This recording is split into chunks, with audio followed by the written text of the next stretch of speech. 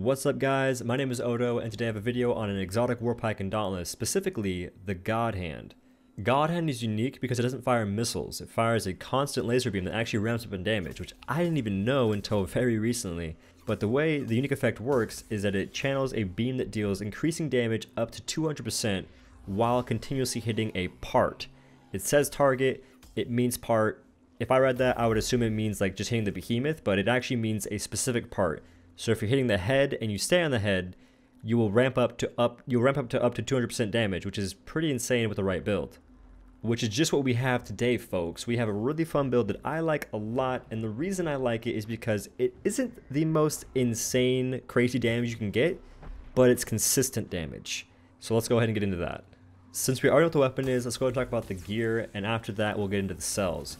But for the gear, we have the Scorched Stone helmet and chest piece, which both have technique slots. And the gear themselves have Rage Hunter, which I prefer just because it's every behemoth enrages, except for Riftstalker, which Riftstalker doesn't rage, but you can't really get a lot of damage on it. But anyway, we also have the Quill Shot arms and legs, which have Savagery. And Savagery is strong because Warpikes are the only weapon that can wound without having cells on the building itself. So that's really good because with Savagery, you can get up to 100% extra damage, which is crazy. Now the downside of that is that wounds don't last very long. Once you break a part, that wound is gone. And most of the time, you can break parts really quickly, so the wound uptime isn't very good most of the time. For the final piece, we have the Jurassic Lantern, which is chosen because of the instant cast, which increases damage by 40% for 6 seconds.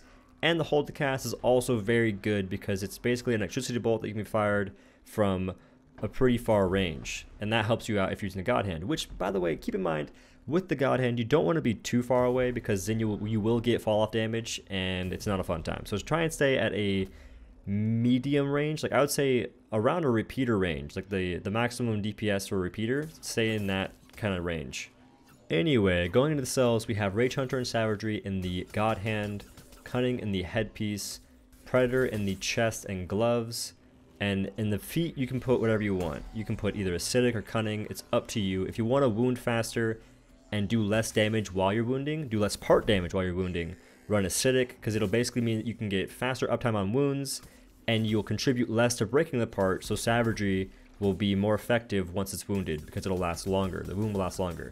And for the last piece, we have Aether Attunement in the Lantern. So now we know what the build is, let's go talk about how we should go about fighting certain behemoths. Now what I would suggest is this pike build is very fun on a behemoth like Shroud or Charag, specifically Charag, just because it doesn't move that much, you don't have to interrupt, which with the Godhand, the laser doesn't interrupt, by the way. So if you want to interrupt behemoths, I suggest bringing concussive grenades, because otherwise you have to do a roll and a right click or a right click boop, which can be a pain and you probably get hit, lose Predator, not a great time.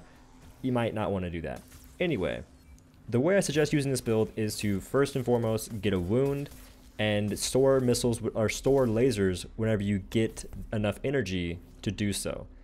And also, if you want to get a lot of damage, create a wound and then stop hitting that wound, because if you keep hitting it, you'll eventually break it. And once you have a wound going, wait for the behemoth to enrage, because when it's enraged, you get the Rage Hunter proc, you'll have the Savagery proc, and if you have not gotten hit in the past 15 seconds, you'll have Predator. That's 35% plus 50% plus 100% plus the 200% from the laser if you let it ramp all the way up, aka Insano Demaggio. It gets ridiculous. It's crazy. Now, here's the downside to this whole thing that I just said. That's too much damage. You will break the part, which is why I strongly suggest either bringing Acidic, which would all you have to do is swap it out for one of the Cunning cells, or bringing a wound potion that would give you 40% increased wound damage, which means you're doing a lot more wound damage and it doesn't increase any of your part damage. So the part isn't taking any more part damage, but it's becoming wounded faster. So once it's wounded, you can move on, and then Bob's your auntie. You get more time to hit that part with the laser beam before it breaks. And that's pretty much how it's going to go with the Godhand. If you want to do really high damage, you have to wait for somewhat ideal conditions, and once they're met, you can pump out some crazy numbers. Like I hit for 1800 with the last tick of my Godhand beam, which is actually insane. It's considering that the beam is hitting for constant damage up to that point, and I got a tick for 1800, it's crazy. And with that being said, guys, that is it for this video. I hope you liked it. If you did, be sure to like the video because it helps other people see it.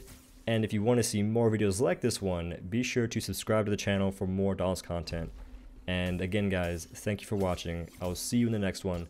Peace.